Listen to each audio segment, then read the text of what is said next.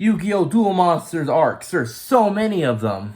Of course, we all have watched Yu-Gi-Oh! Duel Monsters to see the many different arcs or certain series of episodes in the show. You know, like Duelist Kingdom, Battle City, the Virtual World. There's so many others we get to talk about because the writers, you know that. Because for some parts of the show, the writing goes a little bit downhill.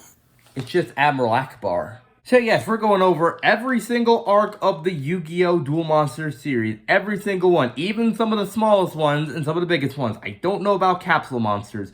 I'm still thinking if I should include that or not, considering how drastically different it is from everything else we see in the Duel Monsters series. So let's get on with it. All of them ranked from worst to best. Let's do it. Starting off at the bottom, it's Capsule Monsters. I don't know where to put this in the timeline, but it just feels so unnecessary part. The only part of the entire Yu-Gi-Oh! Duel Monsters series where I don't know why the heck we would include it. Next up, we have Rebecca. The 2 episodes she's in Season 1.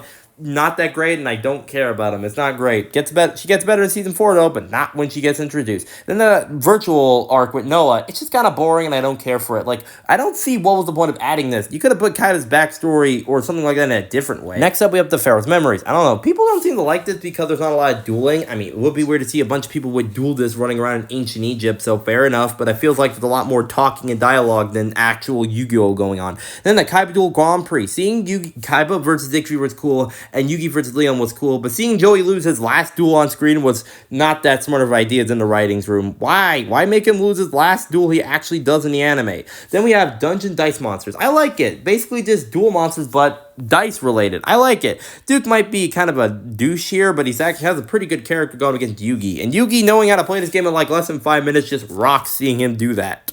Then we have one of the best, Duelist Kingdom. It's not like number one because Season 1 shenanigans, oh boy, the dueling was kind of confusing with some of those. This is still very good to see duels like Yugi versus Pegasus, Joey versus Weevil. It's just so good. Next up, we have the graduation duel with Atem versus Yugi. It's not like number one because the entire thing is just the duel, but I like the duel. Seeing Yugi try to take out each of the Egyptian card cards one by one and seeing him guess, you use Monster Reborn. I like this one. And next up, we have Battle City. You see all the duels, the God cards, Yugi versus the Rare Hunters, Joey versus everyone to get all, like Weevil, like all of that, and then the tag duel Yugi and Kaiba, and then Yugi versus Kaiba with the Merrick. Everything about this is just so good and amazing done. So yeah, it was really interesting to go through every single arc of Yu-Gi Duel Monsters franchise. Some were I don't care, and some were really good like Battle City. It was really good to see, and I can't wait to go through all the other ones in like every other Yu-Gi-Oh series, for the most part. Maybe not after like 5Ds. Everything from Zexal to after that is just ant for me. So yeah, I'll see you next time for Yu-Gi-Oh, Diantha, Pokemon, and video games. So I'll see you next time. See ya.